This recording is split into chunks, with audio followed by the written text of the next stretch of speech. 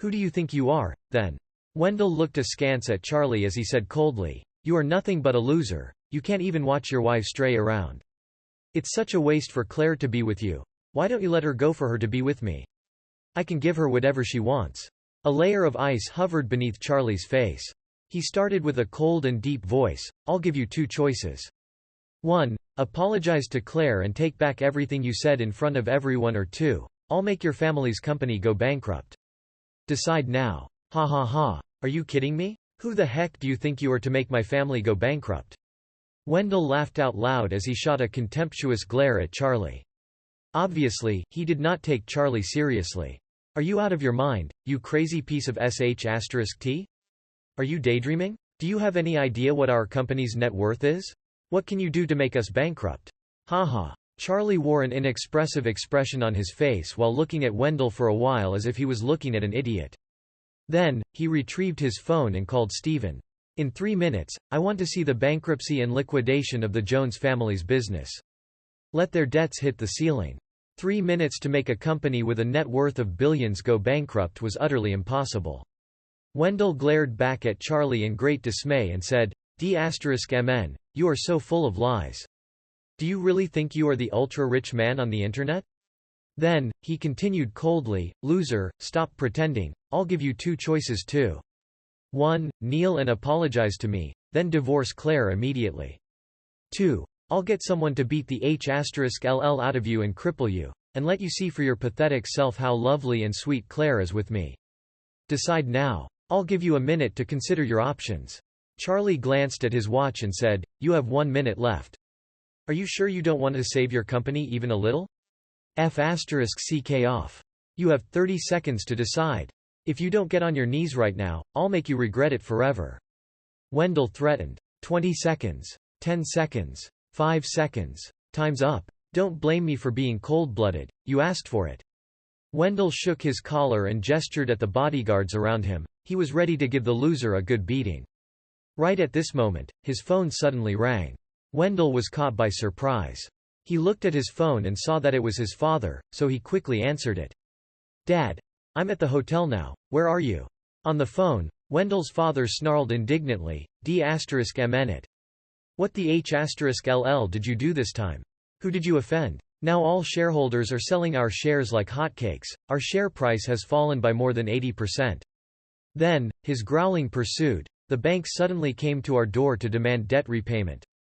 All partners have suddenly suspended their projects with us and halted the settlement. Our capital chain is broken. We're left with declaring bankruptcy and liquidation." Blood drained from Wendell's face as he listened to the loud growl coming from the other end of the line. Cold sweat trickled down his forehead.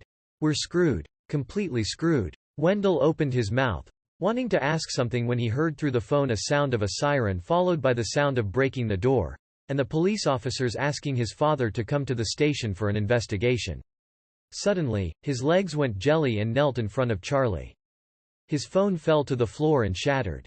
The night breeze was blowing lightly, his body and heart were cold as ice. Seeing such a scene, the bodyguards exchanged cautious glances and dared not to step forward.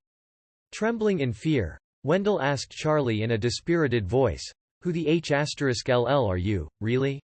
You did this, didn't you?" The onlookers were equally surprised. After taking a call, Wendell Jones suddenly knelt in front of the Wilson family's son-in-law.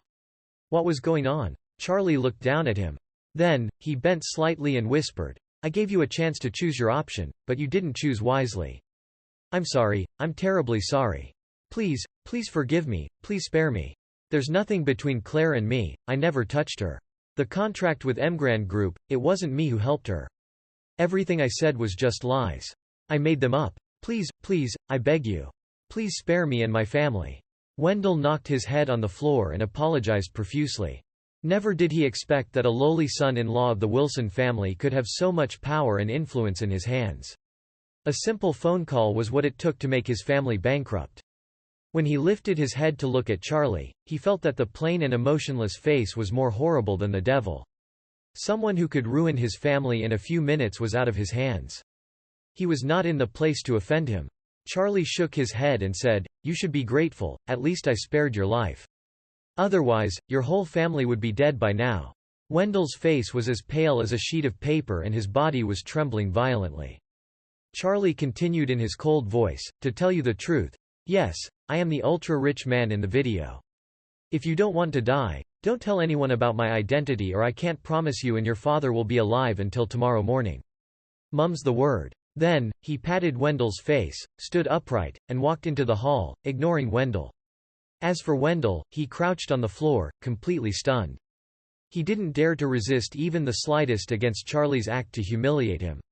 He watched as Charlie walked into the hall and he quickly crawled into the hall too. He looked around frantically until he saw Claire. Then, he rushed towards her, knelt at her feet, and wailed, "Claire, I'm sorry. I shouldn't have spread such ridiculous rumors about you. I have nothing to do with Emgrand Group's project. Please spare me." Claire was taken aback by his abrupt reaction that she quickly dodged backward and stumbled into a warm embrace. Claire looked back and saw that the person who was embracing her was Charlie. Charlie saw her as soon as he came in. She was dressed to the nines and shone like a bright star in the crowd. She was so alluring and mesmerizingly beautiful. Seeing Wendell rushing towards Claire, he quickly hugged her in his arms to prevent her from falling and glared at Wendell in disdain. Wendell hurriedly crawled away, fearing that he might enrage Charlie again. Claire frowned in confusion. "What's wrong with him?" Charlie whispered while holding her. "There must be something wrong with his senses, just ignore him." Although they were a couple, they did not have any intimate contact before. Claire blushed until her ears were red as she felt Charlie's warmth circling her. Awkwardly, she wiggled her way out of Charlie's embrace and said, Mr. Wade from Emgrand Group should be here already, I'll go have a look."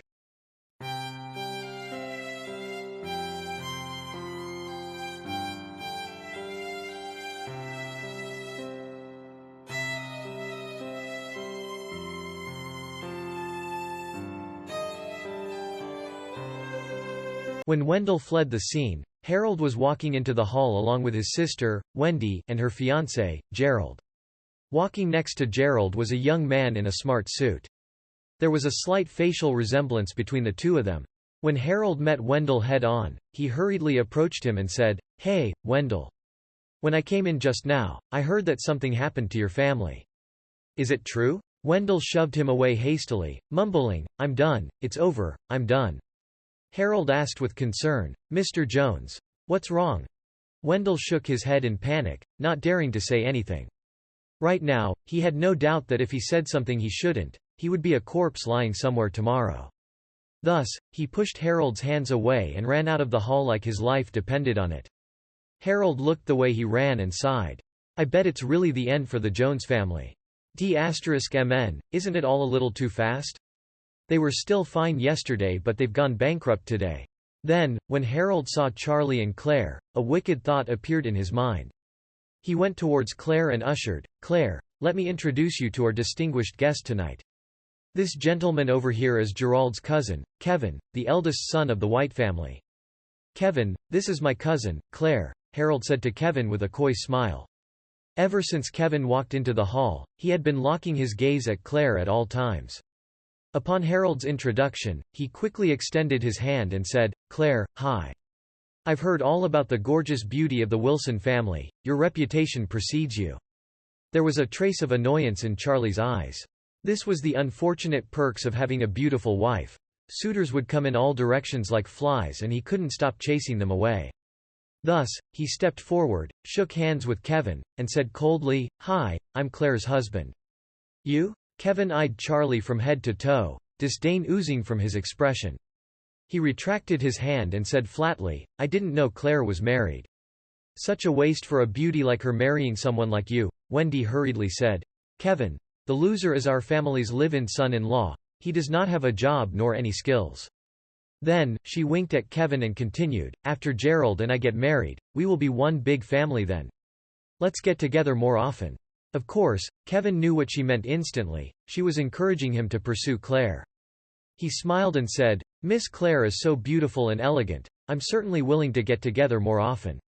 At this moment, Charlie saw his in-laws, Elaine and Jacob, walking towards them. Elaine hastily said when she came over, "Claire, have you heard? The Jones family has gone bankrupt." "Huh?" Claire gaped in extreme shock. "When did it happen?" "Just now." Elaine continued with a sigh, I thought that when you divorced Charlie, you can be with Wendell. From the looks of it, the plan is going out of the window. Charlie felt agitated inside. Was his mother-in-law a fool? Didn't she know that her current son-in-law was the real catch? Kevin quickly marched forward and introduced himself to Elaine. Hi, you must be Claire's mother? I'm Gerald's cousin, Kevin. You're so beautiful, it's no wonder your daughter is as pretty and captivating as you are. Upon hearing that Kevin was Gerald's cousin, she made a quick mental calculation. Eldest son of the White family, a wealthy Prince Charming. She blinked in excitement and said happily, Yes, I'm Claire's mother. Are you Claire's friend? Kevin nodded with a smile. Yes we are, but we've just met today. Joy and thrill were written all over Elaine's face. She nodded vigorously and said, Come, let's sit. Mr. White, my Claire is beautiful, she's also as pure and honest as an angel. You youngsters should keep in touch more often. Mom. Claire chided in agitation, interjecting her mother's words. Elaine was about to object when Claire tugged her gently and gestured to her to look at the stage. At this moment, Lady Wilson was standing in the spotlight. She looked around in astonishment before standing in front of the microphone and said with a smile, First of all, on behalf of the Wilson family, I welcome all our friends, partners, and esteemed guests to our banquet tonight. Next, let us welcome the Vice Chairman of Emgrand Group, Doris Young, with a big round of applause. The spotlight shifted instantly, focusing its beam on the front seat. Doris was wearing a black evening gown, emphasizing her perfect body figure to everyone's eyes. She dazzled like a captivating fairy that all the men in the hall couldn't help but focus their gazes on her. The Vice Chairman of Emgrand Group. An absolutely stunning beauty. Each feature of hers was enough to attract everyone's attention. Doris stood up, nodding gently towards the crowd. Her glances stopped at Charlie for a short while before moving away. Then, Lady Wilson started again. First and foremost, I would like to express my gratitude to Emgrand Group for entrusting us with such an important project. We will work our best and will not disappoint them. Next, we would also like to introduce to you an outstanding junior of our Wilson family. Elaine shrieked excitedly, Hey, Claire. It's your turn to shine now. Although Claire had prepared herself mentally to get on stage, she was still very nervous. Charlie cast a look of encouragement at her. Harold looked askance at the delighted Claire with a sneer at the corner of his mouth.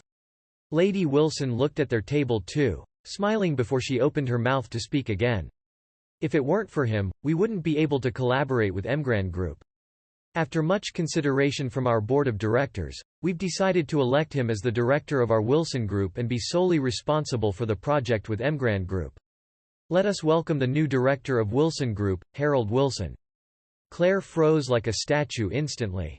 She shifted her gaze in disbelief but saw Harold went on stage with the cocky smile on his face. A layer of ice immediately hovered beneath Charlie's eyes. How dare they burn the bridge after crossing it? After gaining their benefits thanks to Claire, the Wilson family had immediately ditched her regardless of her feelings. Claire's eyes suddenly turned red, tears flooding in her eyes. Next, she stood up and ran out of the door without a second glance back. For her, the fall must be as devastating as the happiness she was in when she first arrived. Charlie groaned even more as he watched her leave. How dare you bully my wife? I'll kill you. Harold stood on the stage and said proudly, Thank you for the honor. I'll do my best as the new director, and also accomplish the project with Emgrand Group perfectly. Lady Wilson nodded with satisfaction. She took over the microphone and said, There is one more important matter for the banquet tonight. That is, we are honored to have invited the new chairman of Emgrand Group, Mr. Wade. Please welcome him with the generous applause. Thunderous applause echoed across the hall. All the guests tonight were here to see the new chairman of Emgrand Group. They couldn't wait to see his true self. Everyone was looking around like meerkats, anticipating to see who would stand up at this moment.